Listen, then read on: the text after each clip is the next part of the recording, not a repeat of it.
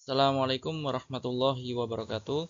Pada kesempatan kali ini kita akan bahas tentang kisi-kisi PAS 2 mata pelajaran PAIBP kelas 4 Kecamatan Margorejo tahun 2025-2026. Langsung saja soal yang pertama, yaitu sajikan terjemahan surah At-Tin, peserta didik dapat menentukan nomor ayatnya. Ya. Jadi kita harus tahu arti terjemahan dari surah At-Tin. Ya. Misalnya dituliskan situ, dan demi Gunung Sinai atau Bukit Sinai, berarti ini termasuk nomor ayat yang kedua. Seperti itu ya.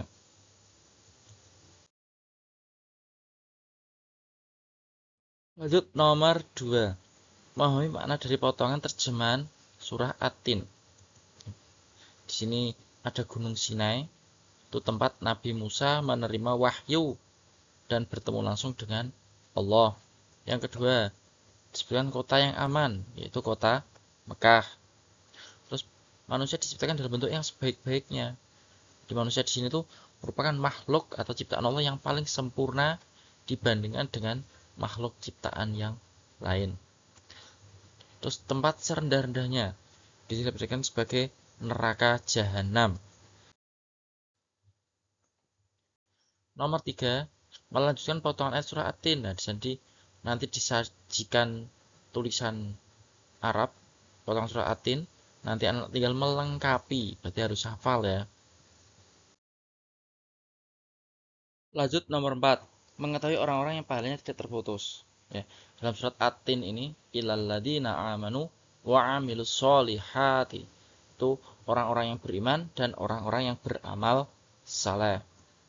Nomor 5, menentukan keteladanan dalam surat At-Tin ya, yang dapat kita contoh dalam surat At-Tin. Bersyukur atas pemberian Allah, ya beribadah hanya kepada Allah, beramal soleh, bersikap adil. Nah, karena ini merupakan contoh-contoh perilaku yang dapat kita lakukan, dapat kita teladani. Nomor 6, menentukan manfaat silaturahmi atau silaturahim. Di sini dapat memanjangkan umur, menambah rezeki, dan menjalin tali persaudaraan. Nomor 7, menjelaskan Rasul sebagai uswatun hasanah. Ya, uswatun hasanah ini sebagai suri tauladan atau contoh yang baik.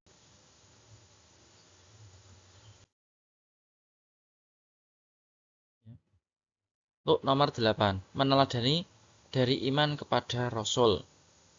Di sini, selain meyakini adanya Rasul Allah, kita juga harus meneladani sikap-sikap sifat-sifatnya. Sidik, tablik, amanah, fatonah. Nomor 10, mengidentifikasi surat sifat wajib Rasul dan meneladaninya. Di sini ya, sidik itu jujur, benar. Amanah dapat dipercaya, tablik menyampaikan, fatonah cerdas. Ini harus hafal sifat wajib Rasul ada 4. Nomor 11, mengidentifikasi lawan sifat mustahil Rasul. Jadi nanti ini lawan kata ya, dari sifat wajib berlawanan dengan sifat mustahil. Ya, kizib itu sifat mustahil, sifat wajibnya sidik. Khianat lawan katanya amanah, khidman lawan katanya tablik, baladah lawan katanya fatonah. Nomor 12 dan 13, mengidentifikasi sifat wajib Rasul dan cara meneladaninya.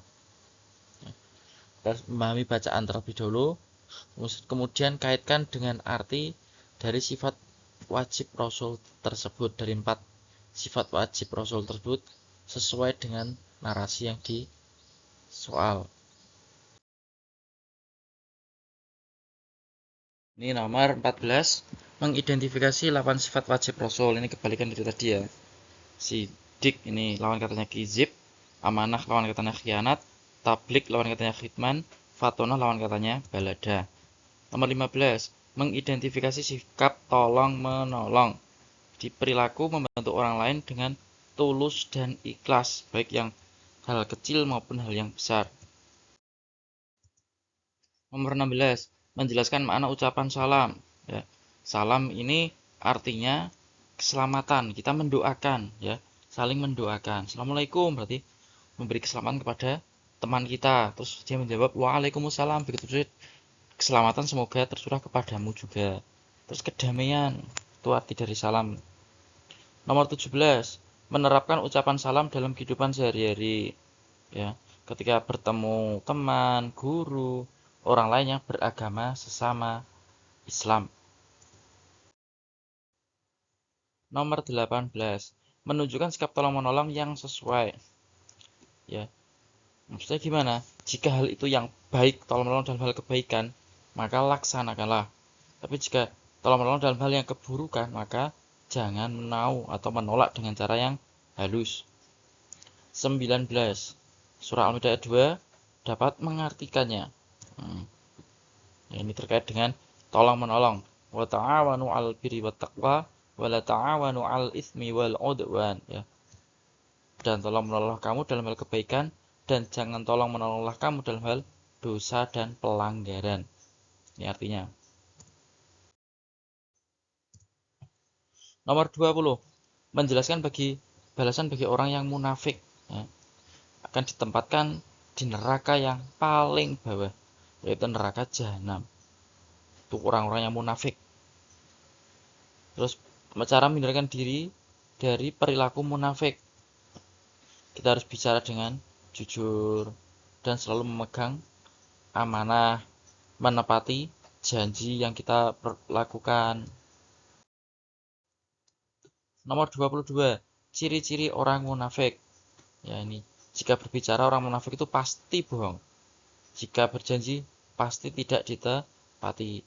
Jika dia dipercaya pasti dia akan berkhianat. 23, mengetahui ketentuan sholat duha. Ya, sholat duha ini dilakukan atau dilaksanakan saat matahari terbit setinggi tombak sampai sebelum waktu sholat duhur. Ya, minimal 2 rakaat dan dilakukan termasuk sholat sunnah. Nomor 24, menjelaskan manfaat sholat duha bagi kesehatan tubuh dan jiwa. Ya, menimbulkan ketenangan hati dan melancarkan peredaran darah. Ini manfaat dari sholat duha. Terus kemudian nomor 25, mengetahui ketentuan sholat Jum'ah. Ini sebagai pengganti dari sholat duhur yang dilaksanakan pada hari Jumat khususnya. Memang hanya hari Jumat saja. Kemudian jumlah rakaatnya hanya 2 dan wajib bagi laki-laki yang sudah balik. Nomor 26, menyebutkan syarat wajib sholat Jumat. Yang diwajibkan sholat Jumat itu siapa saja, yaitu orang yang beragama Islam, laki-laki, balik, berakal, menetap, dan sehat. Menetap maksudnya orang berada di sekitar situ. Misalnya kita sedang perjalanan jauh, ya, musafir, itu tidak diwajibkan sholat Jumat. Nomor 27, mengetahui waktu pelaksanaan sholat tahajud. Ini dilakukan pada waktu malam hari. Misalnya biasanya setelah sholat isya dan sebelum sholat subuh. Nomor 28, menyebutkan sholat sunnah yang menjadi penutup sholat malam. Ya, ini disebut sholat witir. Nah, sholat witir ini merupakan sholat sunnah yang jumlah rakaatnya ganjil. 1, 3, ganjil, ya. Nomor 29, mengetahui hal yang dilakukan Rasulullah terhadap kaum muhajirin dan ansor. Ya. Setelah sampai Madinah, Rasulullah mempersaudarakan, ya, kaum muhajirin, orang yang ikut hijrah Nabi Muhammad, dan kaum ansor, orang yang menerima hijrah Nabi Muhammad. Nomor 30, ayat tentang pengorbanan kaum ansor. Nah, ini terdapat di surah Al-Hasyr ayat 9. Terus nomor 31,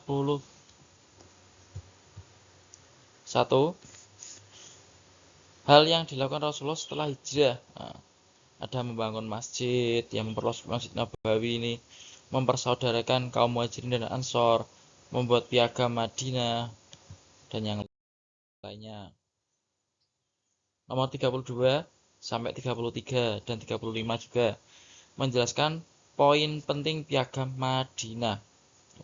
Jadi di sini kesepakatan antara bukan hanya umat muslim tapi juga umat non-muslim. Semuanya berjanji untuk berdamai, hidup damai. Terus adanya persamaan hak dan kewajiban, kebebasan beragama, pertahanan keamanan bersama, perdamaian dan penegakan hukum, solidaritas warga, solidaritas sosial dan ekonomi. Nomor 34, menjelaskan tentang ukhuwah Islamiyah, itu persaudaraan sesama muslim. 36.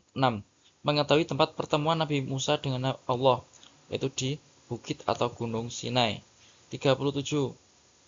Dapat menentukan hukum tajwid, jadi nanti ada potongan ayat, kita dapat menentukan tajwidnya. Tajwid ini bisa anak pelajari, ada hukum non sukun atau tanwin, yang berputih idralki, gambila guna, iklab dan ifa hakiki. 38.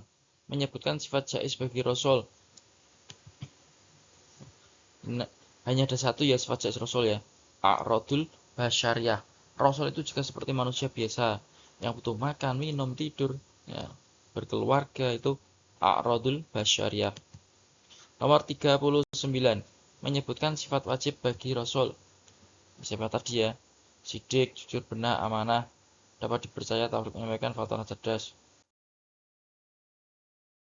Nomor 40. Menyebutkan manfaat tolong-menolong. Dengan tolong-menolong, kita maka dapat mempererat tali persaudaraan, ya, saling mengenal. Tuh. Kemudian pekerjaan yang kita lakukan menjadi lebih ringan. Nomor 41.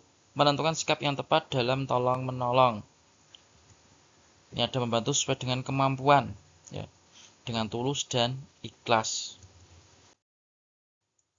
42.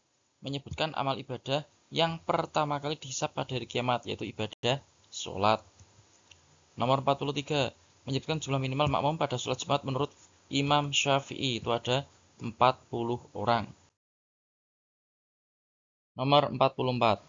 Menyebutkan nama kaum muhajirin dan ansor yang dipersaudarakan Rasulullah. Ada beberapa orang, ya, Abu Bakar dengan Kharijah, Umar dengan Utban, Utsman dengan Aus, Abdurrahman bin Auf dengan Sa'ad bin Ar-Rabi, Abu Ubaidah dengan Sa'ad bin Mu'az Hamzah, Abdul Muthalib dengan Zaid bin Haris. 45. Menyebutkan nama sebelum menjadi kota Madinah, yaitu namanya Yasrib. 46. Menuliskan lafal surah At-Tin. Nah, nanti bisa disuruh tuliskan surat At-Tin ayat kedua, berarti Wattur sini, nah seperti ini. Nomor 47 langsung, yaitu tentang sifat wajib Rasul, dapat menyebutkan cara meneladaninya. Berarti kita harus mengetahui arti dari sifat wajib Rasul tersebut. Misalnya, sidik, jujur, benar. Cara meneladaninya gimana? Ya, kita harus berbicara sesuai dengan kenyataan. Atau misalnya ketika ulangan, ya, kita tidak mencontek. Seperti itu. Nomor 48. Menyebutkan keutamaan mengucapkan salam, ya, masuk surga dengan selamat dan mendapatkan keselamatan, rahmat dan keberkahan dari Allah, mempertebal persaudaraan sesama muslim. Nomor 49. Hikmah melaksanakan sholat tahajud, itu terkabulnya doa, jadi lebih mudah, ya, pintunya doa itu terbuka, diampuni dosa-dosanya, diangkat derajatnya, dan dapat menenangkan jiwa kita. Nomor 50. Menjelaskan strategi dakwah Rasulullah di Madinah, itu dengan cara membangun masjid, ya, Masjid Nabawi, terus mempersaudarakan kaum muhajirin dan ansor, membuat piagam Madinah. Ya, demikian penjelasan singkat terkait dengan kisi-kisi PSAS 2. Semoga dapat bermanfaat. Assalamualaikum warahmatullahi wabarakatuh.